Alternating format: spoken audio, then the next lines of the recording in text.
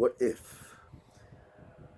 What if God is really your father, and your father is a broken shell of a primordial dream, destined to collide with a woman called your mother? Would you be comforted to call yourself a child of love, a gift of God? What if it's too painful to go on, and too painful to hold on, too dead to continue, too alive to surrender, too weak to attack, too bleak to spy, too hopeful for the quitter, too tired to despair, too sweet to remain bitter? What if the mountain speaks to you and says, "Come inside"?